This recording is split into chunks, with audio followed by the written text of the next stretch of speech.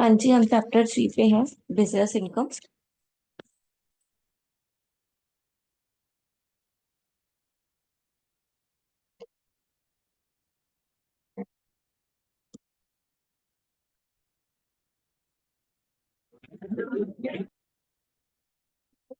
Business income क्या होती है? Business income is a term commonly used in tax reporting. According to the Internal Revenue Services, business income may include income received from the sales of products और services. ठीक है, business income क्या है? Business से जो भी आप earn करोगे, ठीक है, एक बिजनेस को रन कर रहे हो आप, तो उसमें से जो भी आप अर्न कर रहे हो उसको हम बोलेंगे बिजनेस इनकम। ठीक है, बिजनेस में लॉस भी होगा, बिजनेस में एक्सपेंसेस भी होंगे, उन सबको सेट करने के बाद, ठीक है, उन सबको देने के बाद, कंप्लीट करने के बाद जो भी आपको बचेगा that is your business income. यानी कि आपने बिजनेस से इतने पैसे कमाए।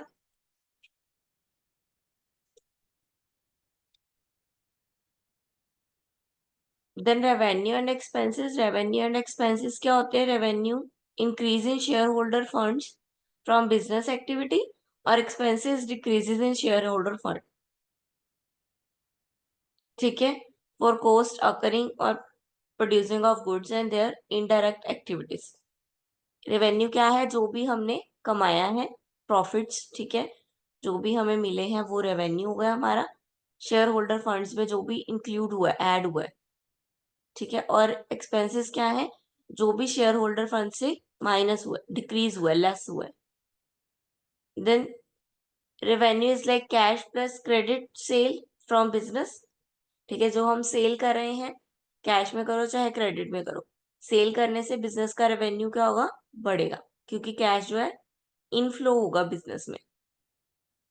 Then all cash payment are not consider as business expenses. लेकिन हर तरह की कैश पेमेंट को एक्सपेंसेस नहीं मानेंगे। हर कैश सेल को हम रेवेन्यू मान सकते हैं, लेकिन हर कैश पेमेंट को हम एक्सपेंस नहीं मान सकते। ठीक है, revenue should be directly from business activity but not from business investment. Revenue कहाँ से जनरेट होगा? एक्टिविटी से जनरेट होगा, ना कि इन्वेस्टमेंट से। ठीक है, जो भी अमाउंट अगर हमारे पास इन्वेस्ट किया हुआ है इन्वेस्टर्स ने या हमारे शेयर होल्डर्स ने, तो उस पे उसको हम हमारी रेवेन्यू नहीं मानेंगे।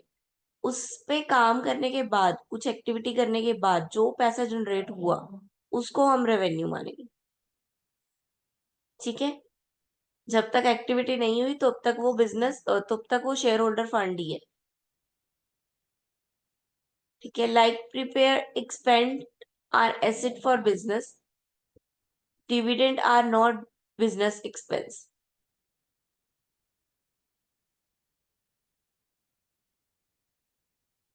डिविडेंड कोई एक्सपेंस नहीं है, डिविडेंड शेयर होल्डर्स के पास होते हैं, तो वो एक्सपेंस नहीं है। ठीक है, प्रीपेड एक्सपेंस जो है वो भी एक्सपेंस में नहीं आता, वो भी हमारी एसेट्स हो जाती हैं। क्यों? प्रीपेड एक्सपेंस मतलब पहले ही पे कर दिया, आने से पहले ही पे कर दिया, मतलब अगले महीने का रेंट भी हमने आज में आज ही पे कर दिया, तो वो क्या है? प्रीपेड एक्सपेंस है, पहले से ही पेड हो गया। Now net income. Net income क्या है? One of the most significant accounting concept is concept of income. With concept of income, different type of income are recorded and valued. Similarly, measures of the business income.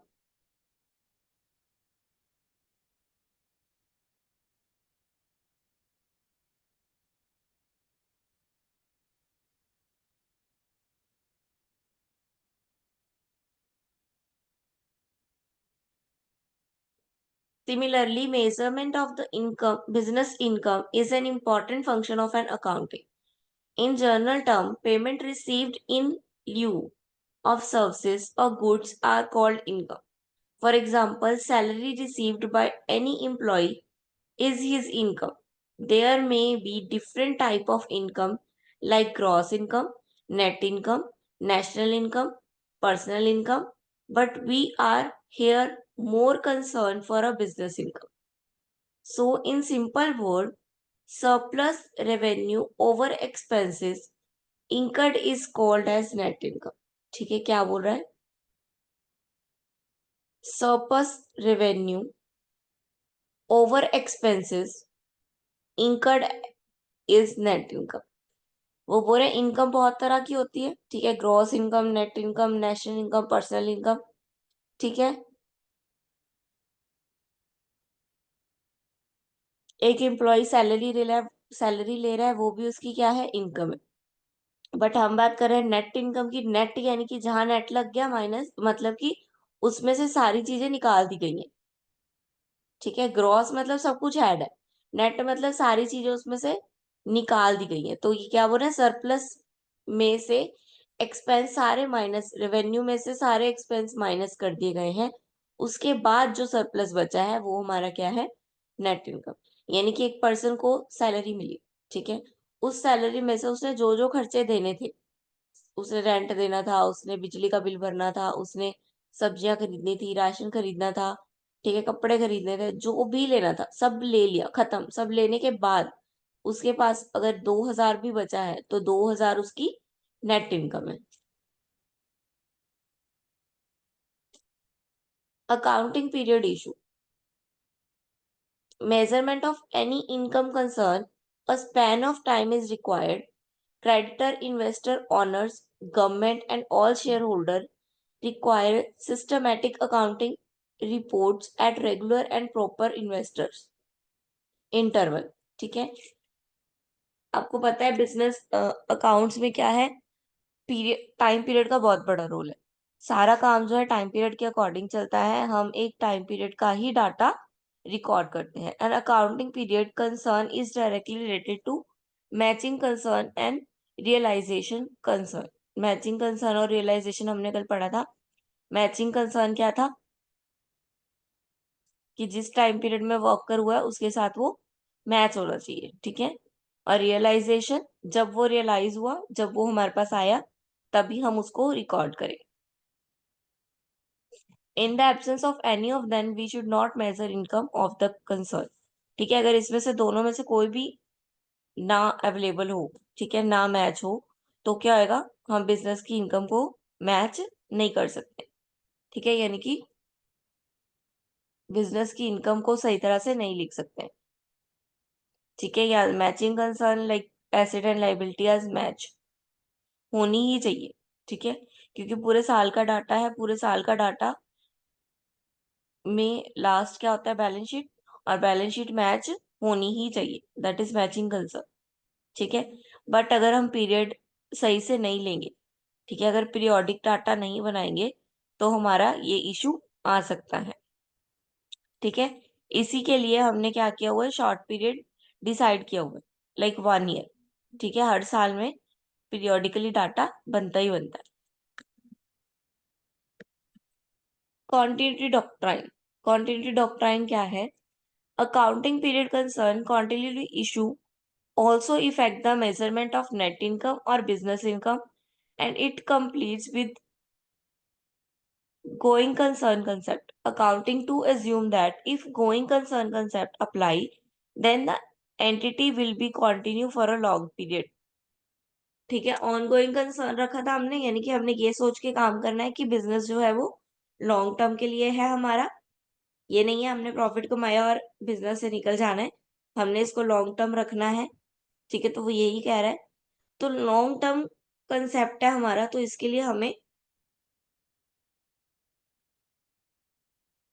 Net income को major करना थोड़ा सा issue issue हो जाता है, net income को major कर पाना, ठीक है, क्योंकि हर साल की इनकम हम मेजर कर रहे हैं, हमने लॉन्ग टर्म रखा है। अगर हमें लॉस हो जाए तो हम ये लॉन्ग टर्म वाला कंसेप्ट थोड़ा सा इग्नोर कर जाते हैं ना, हम हमारा सारा ध्यान प्रॉफिट अर्न पे चला जाता है। There are number of aspects which can be taken into consider for considering the long term concern और continue concept। continue doctrine क्या है, अपने ये कंटिन्यू डॉक्ट्राइन में ये कह रहे हैं कि हमें अपने बिजनेस को कॉन्टिन्यूटी चेक करते रहना चाहिए, ठीक है, एग्जामिन करते रहना चाहिए, ताकि हम अपने बिजनेस को लॉन्ग टर्म कंसेप्ट बना सकें, ठीक है। अगर हम अपने बिजनेस को लॉन्ग चेक नहीं करते हैं, ठीक है, कॉन्टिन्यू डॉक्ट्राइन नहीं करते हैं, तो क्या होगा, हमारे लॉसेस जो है वो छुप जाएंगे। हमने क्योंकि एग्जामिन ही नहीं किया, हमें पता ही नहीं है लॉस हो रहा है कि गेन हो रहा है। अगर हमें पता ही नहीं चलेगा तो हम अपने बिजनेस को आगे लेके नहीं जा पाएंगे। ठीक है, तो ये कह रहे हैं कि कॉन्टिन्यू डॉक्ट्राइन में वो ये कह रहे हैं कि हमें अपने बिजनेस को रेगुलरली चेक करना है, ताकि अगर कुछ मिसअंडरस्टैंडिंग है या कुछ लॉसेस अकर हो गए हैं, हम उसको ऑन द स्पॉट कंप्लीट कर पाए, खत्म कर पाए, ताकि हमारे बिजनेस का जो लॉन्ग टर्म कंसेप्ट है, ऑन गोइंग कंसेप्ट है, वो कंटिन्यू चलता रहे।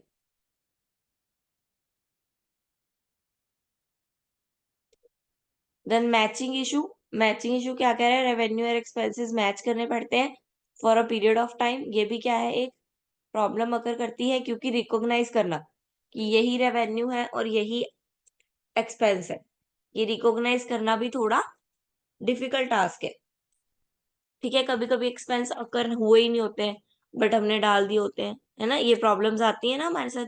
कुछ एडजस्टमेंट होती हैं जो हमने नहीं डाली होती हैं, तो इस वजह से भी मैचिंग कंसेप्ट में भी थोड़ा सा इशू अकर हो जाता है। Then computing of business income, कैसे कंप्यूट करनी है business income, balance sheet approach. सबसे पहले तो बैलेंस शीट अप्रोच है कि बैलेंस शीट बनाओ, उससे हमें पता चलेगा बिजनेस इनकम कितनी हो रही है, जो भी प्रॉफिट है उसमें डलेगा। ठीक है, बैलेंस शीट अप्रोच में क्या कह रहे हैं, दो अप्रोच है, एक बैलेंस शीट और एक ट्रांजेक्शन। बैलेंस शीट अप्रोच में क्या कह रहे हैं, in this approach of computation, comparison of the closing value minus outsiders liability, ठीक है, यानी कि assets minus liability of a firm which the value at the beginning of that accounting period are concerned. In addition to this, an addition to capital will be subtracted and addition of drawing will be added while computing the business income of the firm. Since income is calculated with the help of balance sheet, here called a balance sheet approach. ठीक है, जब भी हम business income को balance sheet के through check करते हैं तो उसको हम क्या बोलेंगे कि ये क्या है, बैलेंस शीट अप्रोच लगाई है हमने। ठीक है, एग्जाम्पल दिया हुआ है, if share holder equity increase by ₹5 million with ₹2 million caused by the issuance of a new share of stock and 1 million distribute as dividend, the net income would be have ₹5 million. We have verified calculating with the following net income of 5, 4 plus new investment money of 2, that is 6, addition to equity minus dividend of that 1, we get 5, that is the net increase or to equity. 5 का था total share holder equity, ठीक है, दो उसमें से हमने new issue कर दिए, ठीक है, और 1 डिस्ट्रीब्यूट एज डिविडेंड, डिविडेंड यानी कि हमने पे कर दिया।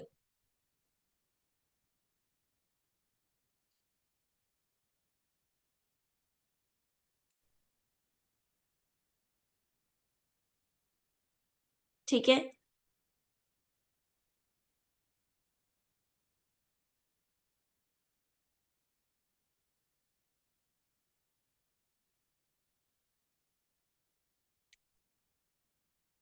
तो 5 नेट इक्विटी में से dividend, sorry, share holder equity में से डिविडेंड माइनस कर देंगे तो 5 माइनस 1, दैट इज 4, ठीक है, 4 आया। फिर उसमें न्यू इन्वेस्टमेंट अगर ऐड करते हैं तो 6 बन गया।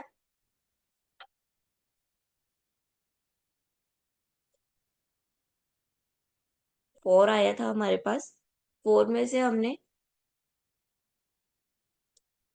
न्यू वाला जो है 2 ऐड कर दिया, जो न्यू स्टॉक इशू किए, ठीक है।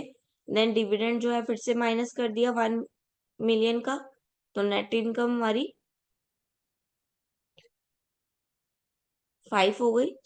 The net income increase to equity, answer वैसे 4 है हमारा, ठीक है, नेट इनकम हमारी कितनी आई है, 4 आई है। इक्विटी 5 था हमारा, उसमें से डिविडेंड लेस हो चुका है, तो हमारी नेट इक्विटी क्या है? 4। नेक्स्ट ट्रांजेक्शनल अप्रोच, इसमें क्या है? ये आपको ये समझाया गया कि जब एसेट और लाइबिलिटी साइड डालते हो ना, तो ये ऐसे डालते हो, 4 पहले डालते हो, फिर उधर डिविडेंड माइनस करते हो, फिर इधर 2 न्यू ऐड किया वो डालते हो, फिर उधर डिविडेंड डिक्रीज डालते हो, डिक्रीज इन इक्विटी लिख के डिविडेंड डालते हो एक का। ठीक है, यानी कि मैचिंग कंसर्न करना होता है ना, तो मैच कर रहे हैं हम। In this approach of computing, transactions are mostly related to production or purchase of goods and sales of goods. All these transactions directly or indirectly related to the revenue or the cost. Therefore, plus collection of the revenue by selling goods, spend over for production, purchase the goods is measured of income. This system widely followed by the enterprises where double entry system adopt. Transaction approach क्या है?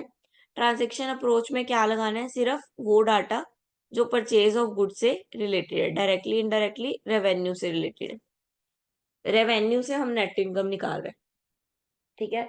जो पैसे आ रहे, जो पैसे जा रहे, दोनों को माइनस करके, कॉस्ट माइनस करके डायरेक्ट नेट इनकम निकाल।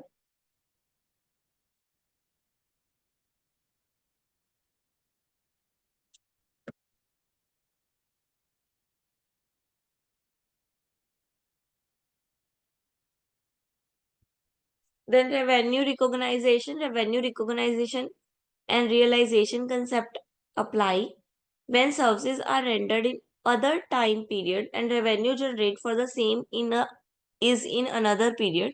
Accounting must apply a proper procedure for recognizing of revenue in adopting period of time. Following is the process of recognizing the revenue in organization. Step 1 क्या है? वो कह रहे realisation concept चलता है इसमें। जब रियलाइज हुआ तभी हम उसको पीरियड अकाउंटिंग में डाल देते हैं। तो उसके स्टेप्स क्या हैं? फर्स्ट है आइडेंटिफाई करो कॉन्ट्रैक्ट क्या हुआ है कस्टमर के साथ हमारा। फिर सेपरेट करो परफॉर्मेंस इसको, ठीक है। कॉन्ट्रैक्ट की जो भी परफॉर्मेंस है उसको अलग अलग करो। देन ट्रांजेक्शन प्राइस, जो भी प्राइस डिसाइड हुआ उसको डिटरमाइन करो। देन वो प्राइस को परफॉर्मेंस से अलग करो, ठीक है। कब वो होना है और प्राइस क्या है, दोनों अलग अलग कर दो। देन रिकॉग्नाइज करो रेवेन्यू को कि वो आपकी परफॉर्मेंस को सेटिस्फाइड कर रहा है या नहीं कर रहा।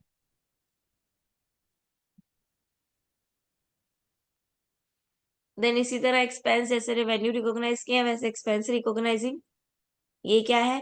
कंपनी और सप्लायर दोनों के बीच में जो भी तय हुआ है प्राइस, वो प्राइस ही पेड होना चाहिए, ठीक है। वो प्राइस ही रिकॉग्नाइज होना चाहिए।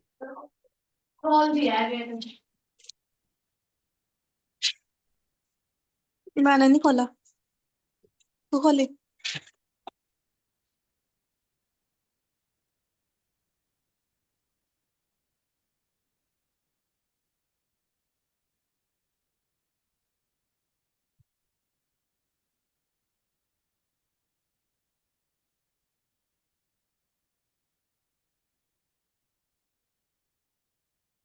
Now accounting financial standards. हाँ जी, पहले तो ये बताओ बिजनेस इनकम समझ में आए? जल्दी जल्दी बताओ, बिजनेस इनकम बताओ क्या है? What is business income? Reply fast.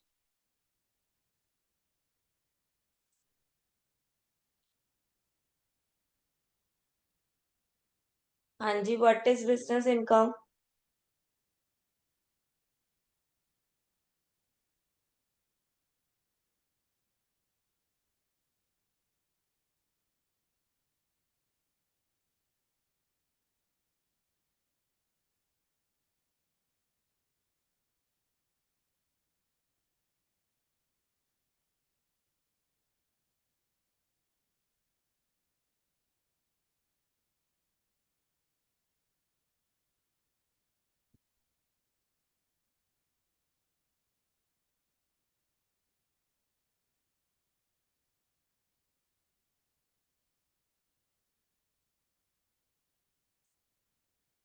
हाँ जी, reply me fast. What is business income?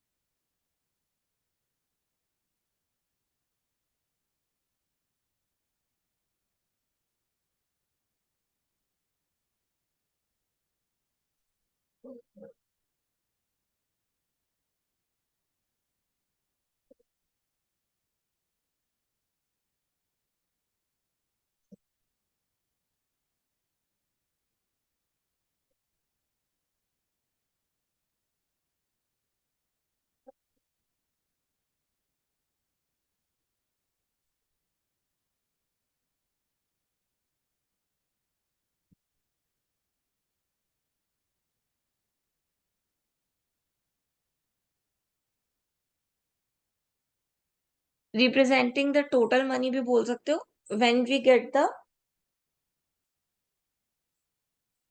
when we earn something from income received from the sales of product and services, for example fees received। ठीक है, very good. when we get the income from the business activities, ठीक है, business की activity से जब हम income generate करते हैं या रिसीव करते हैं उसको हम बिजनेस इनकम बोलेंगे। नाउ फाइनेंशियल अकाउंटिंग स्टैंडर्ड्स हमने पढ़े हैं। गैप हो गया लाइक, ठीक है, तो वो स्टैंडर्ड्स AIS हो गया, ठीक है, इंडियन अकाउंटिंग स्टैंडर्ड्स। तो ये होते क्या है, ये क्या है, एक तरह के स्टैंडर्ड्स हैं जो मतलब कॉमन सेट ऑफ रूल्स है जो सभी फॉलो करते हैं। और ये सभी इसलिए फॉलो करते हैं ताकि जब भी हम किसी और कंट्री का या अपनी कंट्री का फाइनेंशियल रिपोर्ट पढ़ें तो हमें वो समझ आ जाए। क्यों? क्योंकि सबका क्या होगा, सेम होगा। ठीक है, अगर सभी एक सेट ऑफ रूल चलेंगे, एक तरह का कॉमन रूल फॉलो करेंगे तो सबकी बैलेंस शीट सेम बनेगी। ठीक है, सबका तरीका सेम होएगा तो सबकी आंसर भी सेम ही आएगा, है ना। तो अगर आंसर सेम आएगा तो हमें उसको पढ़ने में, अंडरस्टैंड करने में क्या होगा, इजी होगा। इट मीन्स अगर हमने इंडिया का फाइनेंशियल स्टैंडर्ड पढ़ लिया, इंडिया की पॉलिसीज पढ़ ली, इंडिया का पता चल गया कि वो कैसे फाइनेंशियल रिपोर्ट बनाते हैं, तो हम बाकी कंट्रीज की रिपोर्ट्स भी पढ़ सकते हैं। क्यों? क्योंकि सबका स्टैंडर्ड क्या है, सेम है। Then journey of accounting standard 1970 में आया था, ठीक है। Now AS 3032 not yet notified by MSA। ये आगे एक एक करके पढ़ते हैं। स्टैंडर्ड सेटिंग ऑर्गेनाइजेशन, स्टैंडर्ड अब सेट कौन करता है? There are various body which directly guides guideline for setting standard. ठीक है, वेरियस बॉडीज हैं, इंटरनेशनल अकाउंटिंग स्टैंडर्ड्स है, 32 ट्रस्टीज हैं, अपॉइंट किए गए हैं, मेंबर अपॉइंट किए गए हैं, जो कि एडवाइस करते हैं कमेटी को। ठीक है, अप्रोच करते हैं कमेटी को कि आप कौन सा स्टैंडर्ड सेट करो या फिर कैसे स्टैंडर्ड सेट किया जाए। 32 ट्रस्टी की एक बॉडी बनाई हुई है। तो ये accounting, financial accounting and financial standards, financial statement and financial report.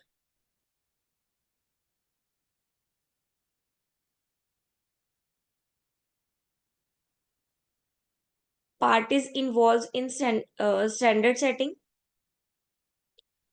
General acceptable principle, issues in final financial reporting. ठीक है, ये 4 तरह के मेन टास्क हैं। ठीक है, टास्क है उनके, फाइनेंशियल स्टेट और रिपोर्टिंग तैयार करना।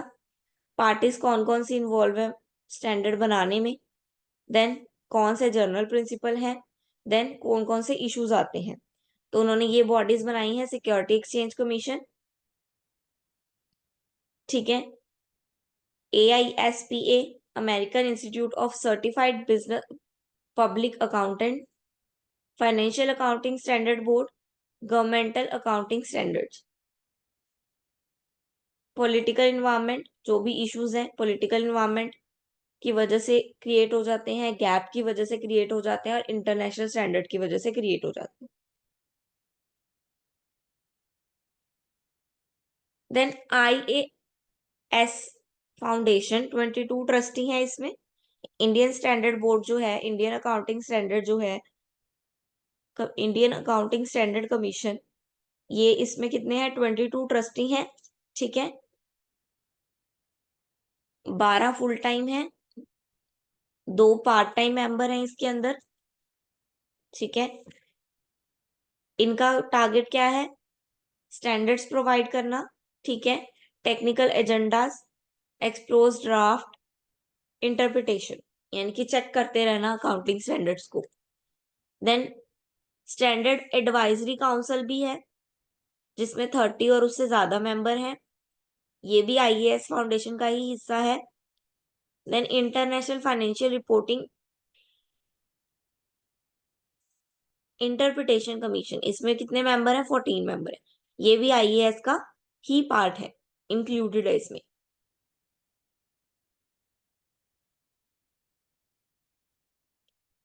नाउ इसके बेनिफिट्स क्या हैं? Benefits to account and auditor, accountant और ऑडिटर को बेनिफिट्स हैं। ठीक है, सेट ऑफ रूल्स मिल जाते हैं एक तरह के।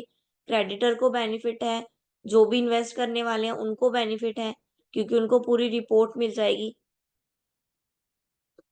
स्टैंडर्ड्स में इंक्लूड क्या क्या होता है? ऑब्जेक्टिव, जो भी पर्पस है स्टेटमेंट बनाने का वो। डेफिनेशंस, कि इश्यूज कहाँ आ रहे हैं, आपको क्या चीज समझ नहीं आ रही, तो उनको समझने के लिए डेफिनेशंस। रिकॉग्नाइजेशन, कौन सी आइटम कहाँ जानी है, कौन सी चीज कहाँ डालनी है, उसको रिकॉग्नाइज करते हैं, हर आइटम को अलग अलग करते हैं। मेजरमेंट, जो भी एसिड और जिसकी भी वैल्यू मेजर करनी है उसके लिए अलग अलग मेथड्स दिए गए हैं। प्रेजेंटेशन, उसको प्रेजेंट कैसे करना है, बैलेंस शीट में करना है, प्रॉफिट एंड लॉस अकाउंट में करना है, जर्नल बनाना है, लेजर बनाना है, ये सब क्या है? ये सब प्रेजेंटेशन के टाइप्स हैं। ठीक है, देन डिस्क्लोजर, डिस्क्लोजर यानी कि सारे एलिमेंट डिस्क्लोज करने हैं, एडिशनल हो चाहे ना हो। ठीक है, एडजस्टमेंट वाले भी सबके सब डिस्क्लोज करने हैं। इशूइंग अकाउंटिंग स्टैंडर्ड का प्रोसीजर क्या है?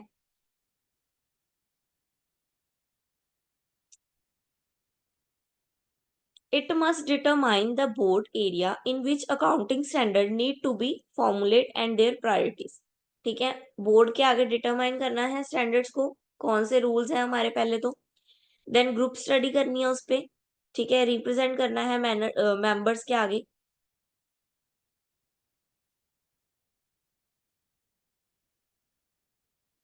देन गवर्नमेंट पब्लिक सेक्टर्स हो गए, इंडस्ट्रीज हो गए। ठीक है, उनके फॉर्मूलाज चेक करने हैं कि वो कैसे स्टैंडर्ड फॉलो कर रहे हैं। ठीक है, देन कंसर्न करना है अपने एक्सपर्ट से, अगर इशू आ रहा है उसको बताना है। ठीक है, देन उसका ड्राफ्ट तैयार करना है, जो भी स्टैंडर्ड्स हम फॉलो कर रहे हैं उसका एक ड्राफ्ट तैयार करना है पहले, यानी कि रफ अकाउंटिंग स्टैंडर्ड फॉलो करना है पहले। ठीक है, देन लास्ट में हम फाइनल प्रपोजल जो है स्टैंडर्ड का वो रियलाइज कर देंगे। Indian AS 101 first time adopt of Indian accounting standard.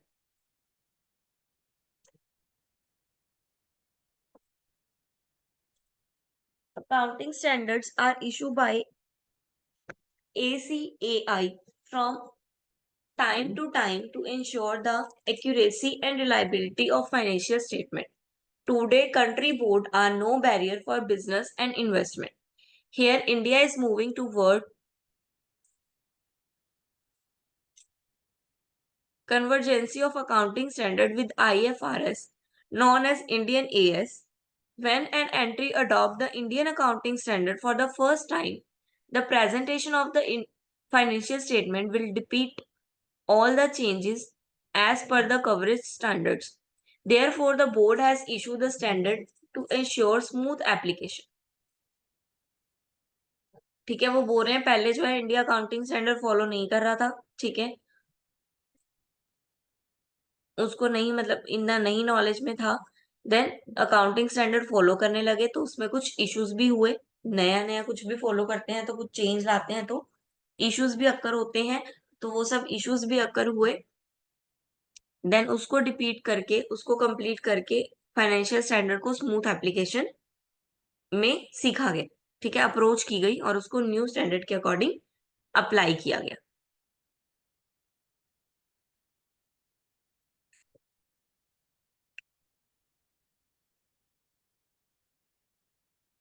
ठीक है, न्यू स्टैंडर्ड के अकॉर्डिंग क्या है कि टाइमली चलना है, जो टाइम दिया गया है।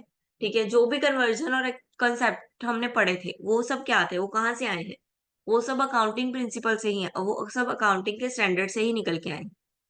ठीक है, वो सब जो हमने कंसेप्ट पढ़े कि ऑन गोइंग रखना है, मैचिंग रखना है, रियलाइजेशन रखना है।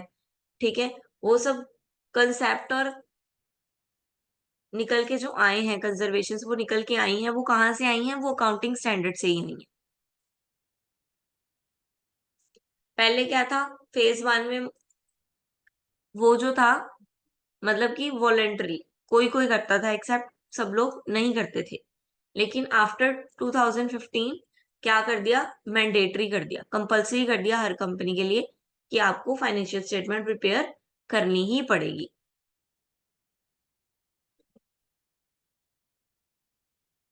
मैंडेटरी क्या क्या एक्सेप्शंस हैं, यूज ऑफ एस्टिमेट, एस्टिमेट नहीं लगाने हैं, एक्सेप्शन है ये। हेज अकाउंटिंग, हेजिंग अकाउंटिंग नहीं करनी है। ठीक है, recognizing of financial asset and financial liability, derecognized, recognize करते हो, डी रिकॉग्नाइज नहीं करनी है, गलत नहीं दिखानी है, कम कम करके नहीं दिखानी है। ठीक है, नॉन कंट्रोलिंग इंटरेस्ट, वो भी। ठीक है, अकाउंटिंग का कुछ कंसेप्ट ऑफ वो नॉन कंट्रोलिंग इंटरेस्ट है, वो भी नॉन कंट्रोलिंग इंटरेस्ट नहीं होना चाहिए। ठीक है, क्लासिफाई करना है, मेजर करना है एसेट्स को। इम्पेयरमेंट ऑफ फाइनेंशियल एसेट्स, ठीक है, मिक्स नहीं कर देनी है एसेट्स को। गवर्नमेंट से जो लोन है वो। अबंडेंट डेरिवेटिव्स, जो भी डेरिवेटिव्स चल रहे हैं, जो भी शेयर होल्डर स्टॉक्स आपने किए हुए हैं, लिए हुए हैं, दिए हुए हैं, उसका भी प्रॉपर रिकॉर्ड देना है, आधा अधूरा नहीं देना है।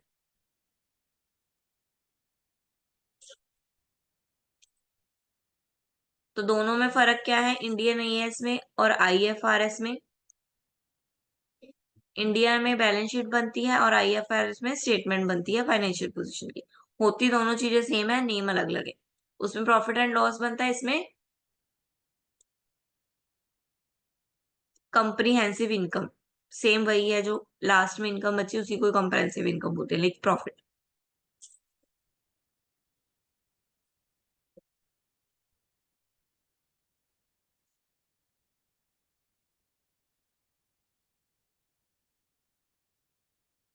कन्वर्जेंस, कन्वर्जेंस क्या है, convergence of accounting standard refers to the goal of establish a single set of accounting standard that will be used internationally। Conversion यानी कि अपने अकाउंटिंग स्टैंडर्ड को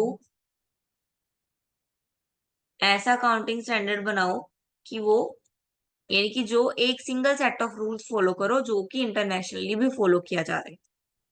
ठीक है, तो हमारा क्या है, आईएएस, एएस है, इंडियन एएस, जो कि इंडियन गैप और आईएफआरएस का ही दूसरा नेम है। ठीक है, इंडिया में कर रहे हैं तो हमने उसको नाम दे दिया इंडियन एएस। ठीक है, अगर वो बाहर हो रहा है तो वो गैप और आईएफआरएस के नाम से है।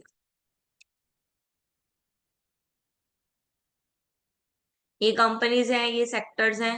ठीक है, जो फॉलो करती हैं। अब तीनों का डिफरेंस आ गया।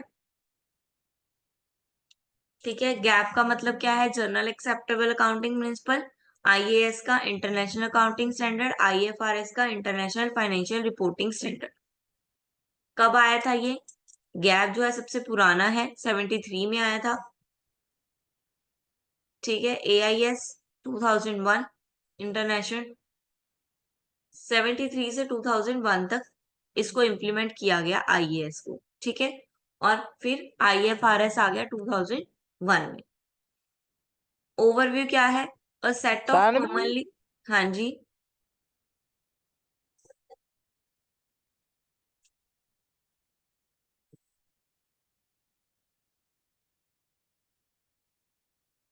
a set of commonly acceptable accounting guidelines and rules issued by the FASB that publicly trade company follow for financial report. A set of older worldwide standard issues by the IASC and IASB for both listed and unlisted companies.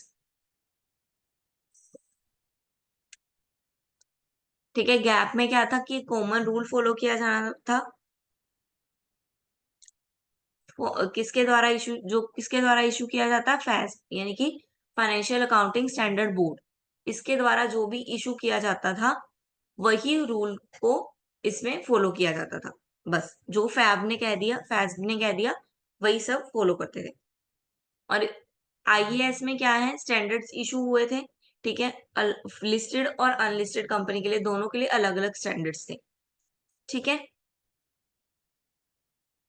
Indian accounting standard commission और Indian accounting standard boards ने listed और unlisted company के लिए, दोनों के लिए अलग अलग स्टैंडर्ड इशू किए थे world wide web. Then the set of worldwide standard issued by IASB, Indian Accounting Standard Board, for both listed and unlisted company. Note, after the restriction of IASC become IFRS, the IASC were adopted with many new standard issued by IASB. ठीक है, वो क्या कह रहे हैं, है same ही ना, IAS और आईएफआरएस में दोनों सेम ही लिखा हुआ है कि लिस्टेड और अनलिस्टेड कंपनी के लिए जो भी स्टैंडर्ड्स थे वो वही फॉलो करते थे, ठीक है। लेकिन आईएएस के बाद आईएफआरएस आया है, तो उसमें जो भी नए चेंजेस लेके आए हैं, नए स्टैंडर्ड लेके आए हैं आईएएसबी के द्वारा, यानी कि इंडियन अकाउंटिंग स्टैंडर्ड बोर्ड के द्वारा जो भी नए स्टैंडर्ड्स इशू किए गए हैं आईएफआरएस में, उसको भी फॉलो किया जाता है, ठीक है। देन ओवरऑल अप्रोच ये रूल बेस्ड है, गैप जो है वो रूल बेस्ड है, आईएएस और आईएफआरएस प्रिंसिपल बेस्ड है। हु इज इफेक्टेड, कौन इफेक्टेड है, US public companies and private companies that issue public statements, यानी कि पब्लिक कंपनीज के लिए गैप बेटर है, ठीक है। कंट्रीज वाइज लिस्टेड और अनलिस्टेड कंपनीज के लिए आईएएस और आईएफआरएस बेटर है। हाँ जी, चैप्टर 4 हमारा कंप्लीट हो गया, क्लियर है सबको। तीनों का डिफरेंस इज वेरी इंपॉर्टेंट, तो तीनों का डिफरेंस आपको जहां से भी मिले आप लर्न रिवाइज कर लेना। बाकी ये तीनों का डिफरेंस मैं भी आपको एक बार ग्रुप में सेंड कर देती हूँ, ठीक है। किसी को किसी पॉइंट पे कोई इशू है वो पूछ सकता है। डिफरेंस मैं आपको भेज देती हूँ, डिफरेंस बहुत इंपॉर्टेंट है। अभी क्लास खत्म होने के बाद डिफरेंस पढ़ के ही ग्रुप बंद करना, ठीक है। व्हाट्सएप पे आपको अभी आ जाएगा डिफरेंस दोनों का, वो पढ़ने के बाद ही क्लास रिमूव करना, ठीक है, ताकि आपको रिवीजन हो जाए एक बार जो भी हमने स्टैंडर्ड्स पढ़े।